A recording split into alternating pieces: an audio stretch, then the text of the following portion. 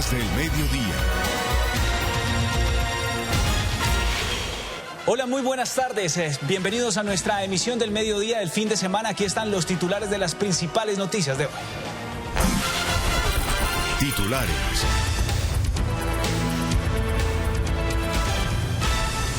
El violento terremoto en Birmania deja 1.600 muertos, más de 3.000 heridos y al menos 139 desaparecidos. Organismos de socorro trabajan contra reloj en busca de sobrevivientes. Rusia y China enviaron equipos de apoyo. Menores de edad, droga, licor adulterado y hasta una granada encontraron en establecimientos nocturnos de la avenida 1 de Mayo. 3 de estos lugares, que funcionaban como sindicatos, fueron sellados. Además, 3 personas fueron capturadas. Un establecimiento comercial de Puente Aranda era un desguazadero clandestino. La policía halló una motocicleta valuada en más de 60 millones de pesos, robada el año pasado, y también múltiples autopartes de vehículos hurtados. En las instalaciones de la Dijín permanece Carlos Leder, el excapo del cartel de Medellín, quien regresó a Colombia y fue detenido.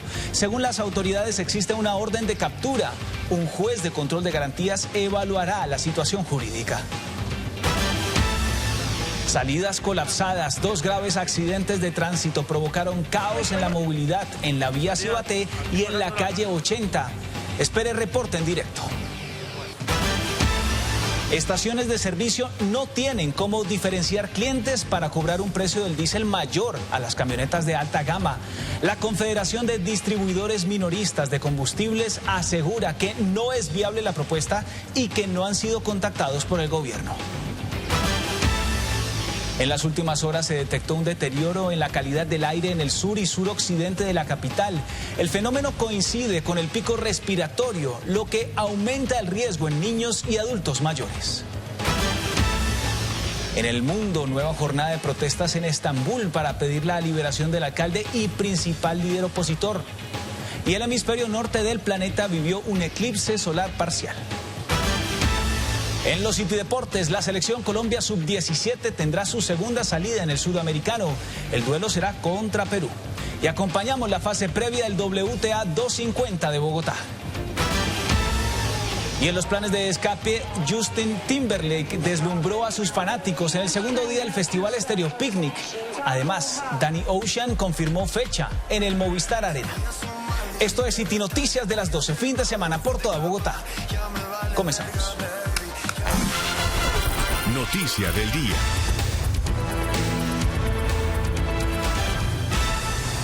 Bienvenidos a nuestra emisión del mediodía del fin de semana. El violento terremoto en Birmania deja 1.600 muertos, más de 3.000 heridos y al menos 139 desaparecidos.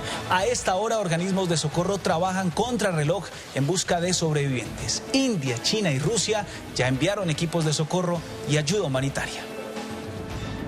Más de 1.600 muertos deja el devastador terremoto de magnitud 7.7 que sacudió el centro de Birmania. Según el balance difundido por la Junta Militar, hay más de 3.400 personas heridas y unas 139 siguen desaparecidas. Siento mucho ver esta situación. Todas las pagodas y templos, incluyendo escaleras, en mi pueblo se habían derrumbado. Lo perdimos todo. Contrarreloj, los rescatistas continúan la ardua búsqueda de sobrevivientes. En el complejo de condominios Sky Villa, uno de los más afectados por la tragedia, lograron encontrar a una mujer viva entre los escombros, quien ya fue trasladada a un centro asistencial en estado crítico. Estoy muy preocupado y abatido. Al principio no pensé que estuviera viva, porque parecía que habían muy pocas posibilidades. Me alegró mucho de haber recibido buenas noticias. En Bangkok, un edificio de 30 pisos en construcción se derrumbó, dejando a sus trabajadores atrapados. Turistas en esta ciudad narraron los momentos de terror que vivieron durante el sismo. Estaba en el ascensor, justo cuando salí. La tierra empezó a moverse. Pensé que era yo, por la temperatura o algo así. Y no era yo, porque todo el mundo gritaba y corría. Así que empecé a correr y a gritar también. Mientras las búsquedas continúan, familiares se reúnen junto a los escombros esperando noticias esperanzadoras. Cuando salí, vi polvo por todas partes y simplemente corrí para escapar del edificio que se derrumbaba. Llamé por video a mi hermano y a mis amigos, pero solo uno contestó el teléfono. Por su parte, rescatistas chinos se dirigen a Birmania para brindar ayuda y suministros de socorro a la población. El gobierno chino proporcionará $13.8 millones en ayudas humanitarias. Además, India envió un avión de la Fuerza Aérea con insumos de socorro e hizo un llamado a la ayuda internacional. Igualmente, Rusia envió equipos de socorro.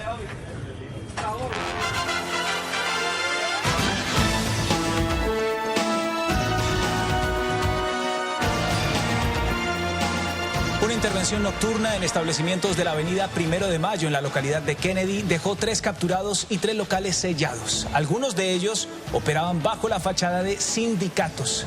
Camilo Garzón, buenas tardes. ¿Qué más encontró la policía en estos lugares? Rafael, televidentes, ¿qué tal? Muy buenas tardes. Además de estos 3 capturados, algunos menores fueron aprehendidos, además de la incautación de varias dosis de estupefaciente entre bazuco y tusi y hasta una granada en este sector donde, recordemos, semanas atrás una detonación de un artefacto explosivo dejó 6 personas lesionadas. Dichas intervenciones se seguirán realizando en este importante sector en la localidad de Kennedy. Menores de edad aprehendidos, bazuco, tusi, entre otros estupefacientes y hasta una granada fue lo que encontraron las autoridades en las últimas horas en el reconocido sector de la avenida 1 de Mayo. En un trabajo juicioso y articulado con la Secretaría de Seguridad y toda la oferta institucional de nuestra Policía Nacional, se realizan en concordancia con la Fiscalía General de la Nación 6 órdenes de allanamiento y registro. Los resultados se dan con el objetivo de intensificar los operativos de control en esta importante zona de la localidad. Recordemos que días atrás la detonación de un artefacto explosivo a las afueras de un establecimiento dejó 6 personas lesionadas. Donde se dan 3 capturados, la incautación de una granada y más de 500 dosis de estupefacientes que se sacan de circulación en el sector. Asimismo, en medio de dicha intervención se incautaron más de 20 botellas de licor adulterado en 5 establecimientos comerciales y una vivienda. 2 de los inmuebles funcionaban bajo la fachada de sindicatos. Adicional a esto, se incauta dinero producto de la venta de estos estupefacientes. Se suspenden la actividad económica a 3 establecimientos, ya que no cumplen con los documentos. Adicional a esto, la suspensión de uno de los establecimientos se debe a que había menores consumiendo bebidas alcohólicas. Según el comandante de la localidad, dichas intervenciones se seguirán realizando e invitan a la ciudadanía a denunciar cualquier irregularidad que ponga en riesgo la seguridad de este importante sector a través de la línea 123. Muy bien, ahora cambiamos de tema porque en las últimas horas autoridades en la localidad de Puente Aranda desmantelaron un desguazadero ilegal en un establecimiento comercial abierto al público y donde además hallaron una motocicleta valuada en más de 60 millones de pesos. Bajo la fachada de un establecimiento comercial funcionaba de manera ilegal un desguazadero clandestino, el cual fue desmantelado en la localidad de Puente Aranda, al interior de un inmueble en el sector del barrio La Francia. Cerca aquí al romboide de la tercera con 50, la ubicación de un establecimiento abierto al público, donde se encuentra una motocicleta de alta gama que fue hurtada. Motocicleta que según las autoridades fue hurtada en la localidad de Bosa para el año pasado y estaría avaluada en más de 60 millones de pesos. Adicional a esto, se encuentran una gran cantidad de autopartes, de vehículos y motocicletas que han sido hurtados aquí en la ciudad de Bogotá. Dicho establecimiento estaba a cargo de una persona de 35 años de edad, la cual fue dejada a disposición de la Fiscalía por el delito de receptación y falsedad marcaria. Invitamos a los ciudadanos que han sido objeto de hurto de motocicletas que se comuniquen con la estación de policía Puente Aranda y verificar que si dentro de estas autopartes se encuentran una de su propiedad. De acuerdo con el comandante de la localidad, el hurto a vehículos en Puente Aranda ha tenido una reducción con 33 casos menos en lo corrido del presente año. Camilo, y cambiamos de tema porque en las instalaciones de la Dijín permanece Carlos Leder, el ex capo del cartel de Medellín, quien regresó a Colombia y fue detenido en las últimas horas en el aeropuerto El Dorado. ¿Qué se sabe de la situación jurídica del ex narcotraficante? Efectivamente, Rafael, este ex capo del cartel de Medellín y quien, recordemos, ya pagó una condena de 33 años de cárcel en Estados Unidos por narcotráfico, se encuentra a esta hora al interior de las instalaciones de la Dijín y nuevamente es el centro de la atención judicial luego de que llegara a la capital del país este viernes 28 de marzo hacia las 4 de la tarde de un vuelo proveniente desde Alemania. Mire, lo que se sabe hasta el momento y lo que se ha podido establecer es que a esta hora un juez de control de garantías se encuentra evaluando la legalidad de su captura, esto tras su llegada a la capital del país. En caso de que el juez confirme la validez de esta orden, el ex capo será trasladado para definir su situación jurídica y todo esto en este proceso se desarrolla dentro de la revisión de una sentencia condenatoria por el delito de fabricación, tráfico y porte de armas de municiones de uso privativo de las Fuerzas Armadas, según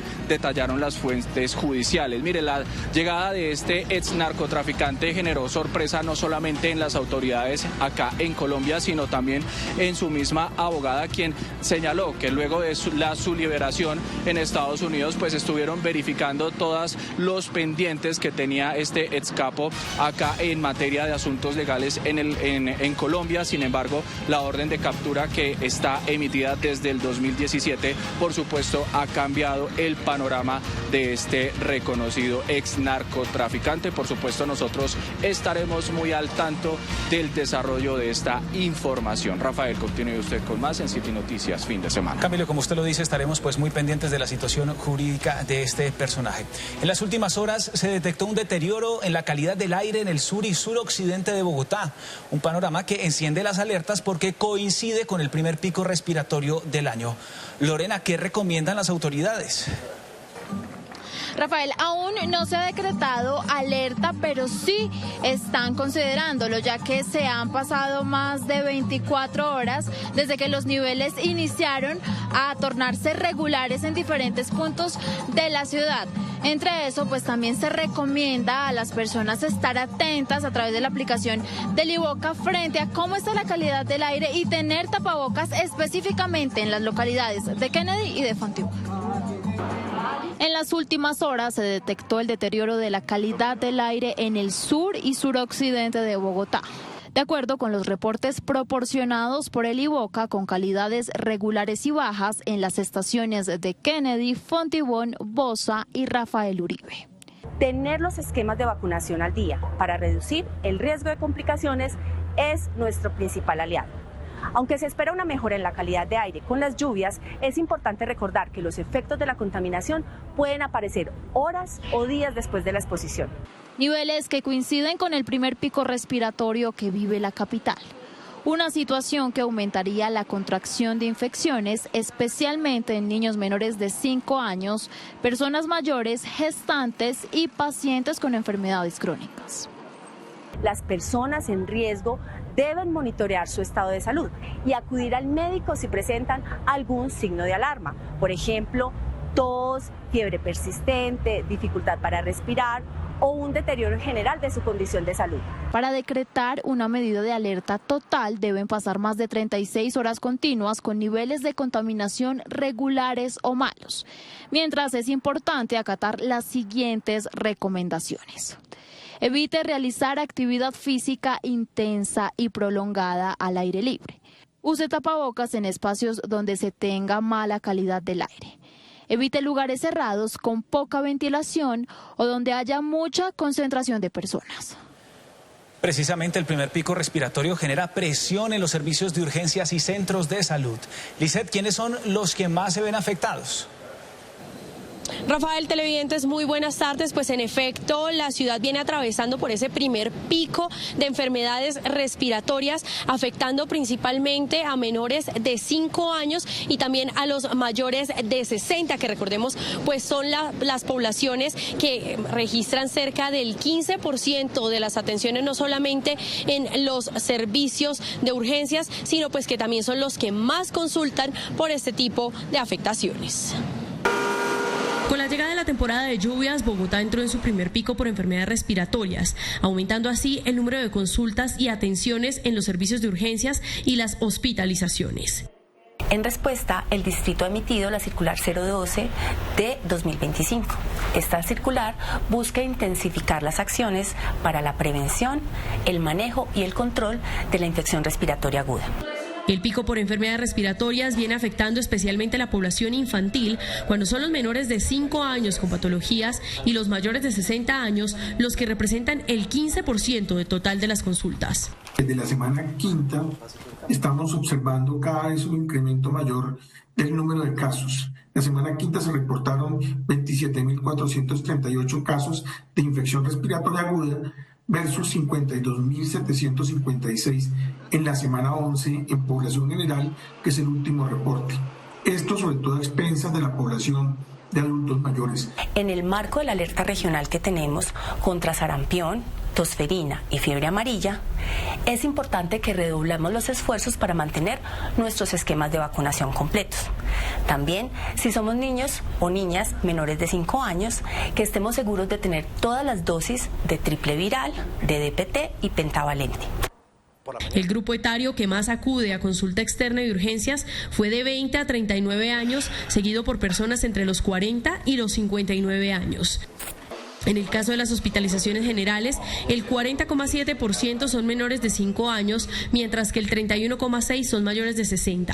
En las unidades de cuidado intensivo, el 41,9% son menores de 5 años y el 30,4% mayores de 60. Estamos observando que el mayor número de casos reportados corresponden a virus de la influenza, seguidos por rinovirus para influenza, adenovirus, y también tengamos en cuenta que hay un aumento importante de la circulación de COVID.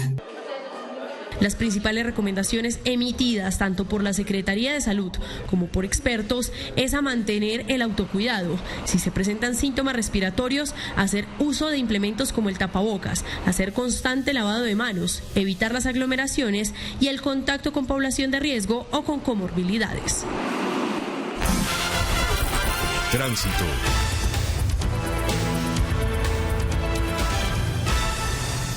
(12:17) es hora de las noticias de tránsito y movilidad con Julie Pulgarín. Julie, hubo caos esta mañana en 2 salidas de la ciudad por graves accidentes de tránsito. ¿Qué fue lo que ocurrió?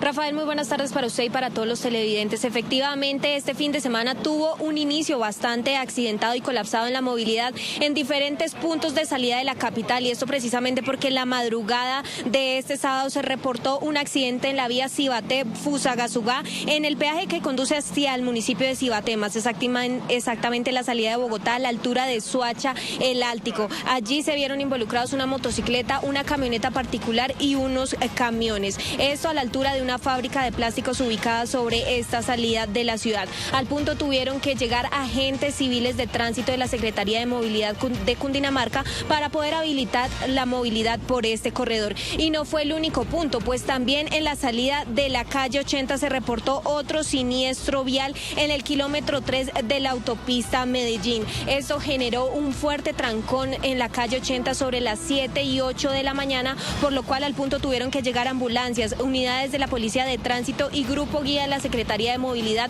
para poder gestionar la movilidad por este corredor precisamente, pero sin embargo las autoridades tuvieron que habilitar desvíos por la calle 13 para que pues los conductores pudieran salir de la ciudad por este corredor vial. Y cambiamos de tema porque a propósito de vehículos y conductores les contamos que hay polémica por una propuesta planteada por el gobierno nacional que plantea incrementar los precios del combustible diésel a las camionetas de alta gama. A continuación les contamos. Hay controversia por una propuesta del Ministerio de Hacienda en la que se plantea cobrarle más por el combustible diésel a las camionetas de alta gama. El gobierno considera que a la fecha se está otorgando un subsidio al consumo del diésel en el país. De manera que en caso de avanzar en esta medida, las camionetas diésel de alta gama podrían pagar un mayor valor por galón en el diésel. Para los empresarios que distribuyen combustible, esto es un problema, ya que es complejo gestionar tarifas diferenciales para los diferentes tipos de vehículos, como en el pasado cuando se planteó reducir los precios para taxis.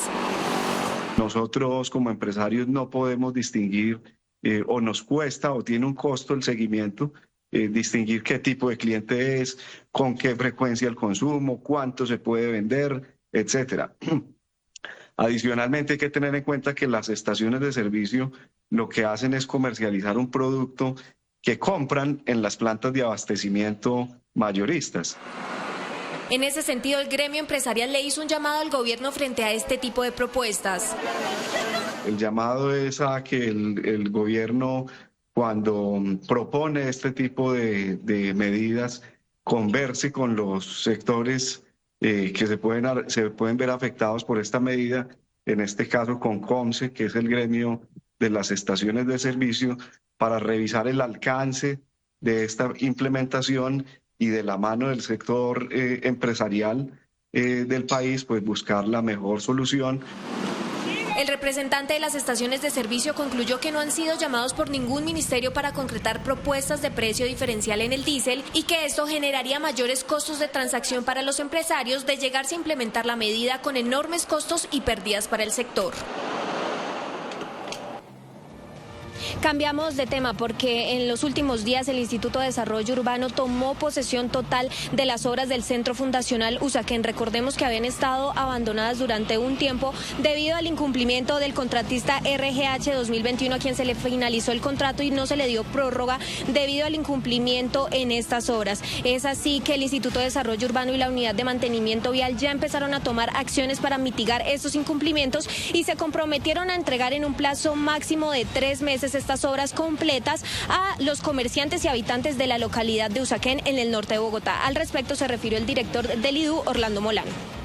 Que vamos a hacer un plan de contingencia para hacer unos trabajos provisionales como los que ustedes ven aquí al frente de la iglesia, para que vuelvan a transitar peatones, ciclistas y sobre todo pues obviamente la gente pueda disfrutar nuevamente de esta zona mientras volvemos a sacar a licitación lo que hizo falta. Ese proceso calculamos que se nos va a demorar entre noviembre y diciembre para volver a sacar a licitación. Calculamos que entre 2 meses y medio, casi 3, logramos terminar los 7 segmentos que dejaron abiertos, para que vuelva Usaquén de verdad y por lo menos en Semana Santa y en diciembre pues puedan disfrutar de las calles sin ningún problema.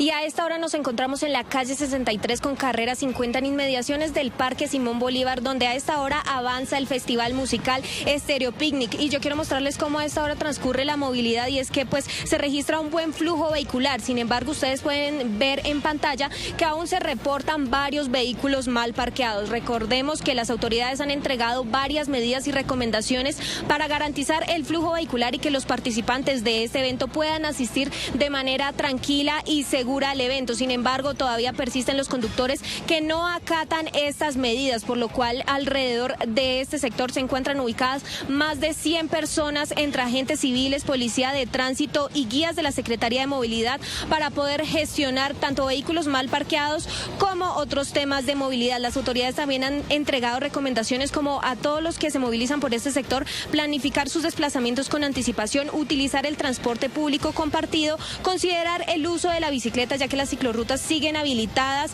y encontrar zonas autorizadas o parqueaderos públicos para poder estacionar los vehículos. Esto además de las sanciones económicas que pueden ser impartidas por los agentes de tránsito o la policía.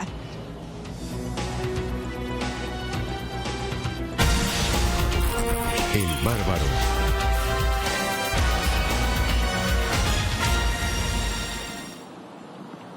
Y el bárbaro de hoy fue reportado desde el municipio de Soacha con un grupo de conductores bastante imprudentes. Y lo que ustedes están viendo en pantalla son varios bicitaxistas manejando una velocidad considerablemente alta bajo la lluvia y sobre todo, lo peor de todo es que en el espacio público del andén. Oiga, qué barbaridad estos personajes circulando de esta manera por un espacio diseñado exclusivamente para los peatones. Y es que no son uno, ni dos, ni tres, son varios bicitaxis que incluso pudieron estrellarse entre ellos mismos y causar un grave accidente. Además, recordemos porque también llevan pasajeros. Qué imprudencia, qué irresponsabilidad. Oiga, si usted ha visto un bárbaro como esto, si quiere que le jalemos las orejas aquí en City Noticias del fin de semana, puede reportarlo al número que aparece en pantalla. Por ahora esta es toda la información de tránsito y movilidad. A esta hora yo me despido con imágenes de la calle 63, donde a esta hora se registra un bajo flujo vehicular. Continúen con más City Noticias del fin de semana. Bajo flujo por ahora, Julie, pero estaremos pendientes qué ocurre en la tarde y también con las lluvias tan intensas que se han registrado en los últimos días. Gracias. En el cierre del mes de la mujer, en la localidad de Ciudad Bolívar, se realiza una actividad para promover la no violencia. El compromiso es llegar a las zonas en donde más se registran casos de agresiones intrafamiliares en esta localidad. Usted está acompañando la iniciativa, Lisette. Y Rafael, pues a esta hora en la localidad de Ciudad Bolívar se adelanta una actividad en el marco pues del mes de la mujer, con la que se busca justamente promover la no violencia contra esta población. Aquí pues vemos se realizaban algunas actividades en cabeza de mujeres, buscando pues empoderarlas para que conozcan no solamente las rutas de atención, sino también que denuncien cuando hay casos de violencia intrafamiliar. En este espacio el alcalde Diego Arenas no solamente se comprometió justamente a proteger a las mujeres, sino también a llegar a esas zonas de la localidad donde más se registran casos de violencia intrafamiliar. Yo me encuentro justamente con el alcalde. Buenas tardes, bienvenido a City Noticias fin de semana. Cuéntanos un poco en qué consiste esta actividad y cuál es el fin último pues que tiene pues reunir a todas estas mujeres de la localidad. Bueno, el año pasado, en los compromisos que hacemos con las mesas Colmiet y con las demás instancias de mujeres en nuestra localidad, dijimos que este año íbamos a declararlo el año de la no violencia contra la mujer, pues teniendo en cuenta muchas cifras que hemos tenido en nuestra localidad de violencias y feminicidios contra las mujeres. Hablemos un poco de esas cifras, alcalde, que pues hablábamos son preocupantes cuando el año pasado pues se hablaban de más de 20 casos de homicidios. ¿Cuántos de estos fueron catalogados como feminicidios? El año pasado tuvimos 9 de esos 20 casos declarados como feminicidios. Este año ya tenemos 4 homicidios que están en proceso de investigación. Entonces queremos, con todos los proyectos transversales que tenemos desde la alcaldía local y con otras entidades del nivel distrital, combatir este delito. Y hablemos por último, alcalde, ¿a qué línea acudir en caso de que se registren estos casos de violencia intrafamiliar? ¿Cómo las mujeres de la localidad pues pueden denunciar? Bueno, tenemos la línea 155 y tenemos otras rutas activadas desde la alcaldía local. Tenemos un área especial de derechos humanos donde las mujeres de nuestra localidad pueden acudir para que se les brinde el acompañamiento. Alcalde, muchísimas gracias. Es que, Rafael, pues ustedes ya escucharon en lo que va ocurrido de este año, pues en la localidad ya se han identificado 4 casos de homicidio que en este momento pues están en manos de las autoridades en proceso de investigación. Sigan ustedes con más información en estudio. Continuamos con más, Lisset, muchas gracias. Y a propósito, las mujeres víctimas y sobrevivientes de violencia sexual en los Montes de María volvieron a marchar, conmemorando 10 años de su marcha histórica hacia El Salado. Más de un centenar de mujeres participaron, entre ellas Ginette Bedoya, editora del periódico El Tiempo y líder de No es hora de callar. La comunidad se reunió para recorrer más de 10 kilómetros desde el municipio de Ovejas hasta el corregimiento de Flor del Monte en el departamento de Sucre. La marcha es un retorno simbólico a este lugar para visibilizar los horrores del conflicto armado y no callar nunca más ante los actos de violencia de los grupos armados ilegales.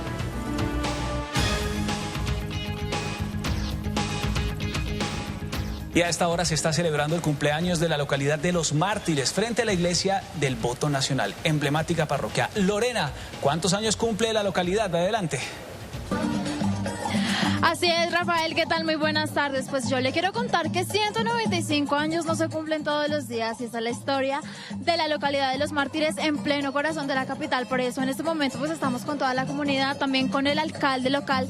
Bienvenido a City Noticias. Y son 195 años de historia, pero ¿cuántos son administrativamente?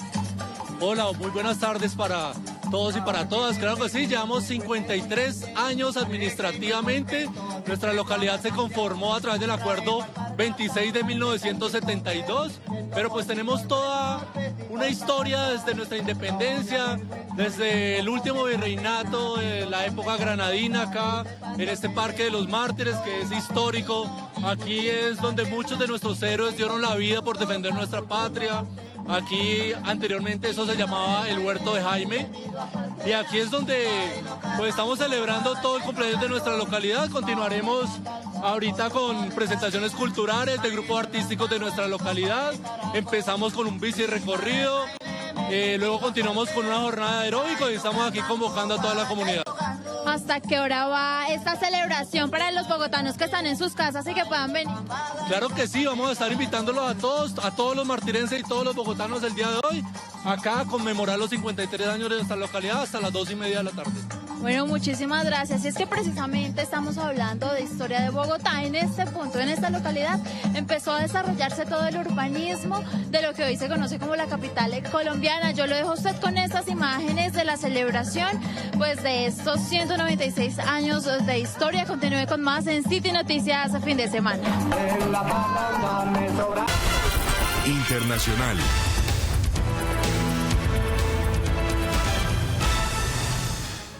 Buenas tardes, actualizamos más noticias internacionales. Continúan las protestas en Estambul, Turquía, tras la detención del alcalde de la ciudad, quien es el principal opositor del gobierno de Erdogan. Miles de manifestantes salieron a las calles, aseguran que no se doblegarán ante la opresión y las represivas del gobierno. Las protestas ya contemplan 10 días y se consideran las peores que ha vivido Turquía en más de una década.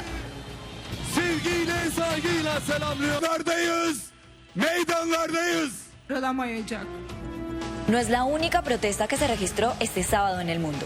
Manifestantes se congregaron en Seúl, Corea del Sur, en contra y a favor del presidente Yoon Suk Yeol, quien fue destituido de su cargo por los legisladores debido a la declaración de la ley marcial. El exmandatario tendrá que esperar hasta junio para definir su destitución oficial. Mientras tanto, miles de surcoreanos se congregan en el Tribunal Constitucional del país con banderas y carteles.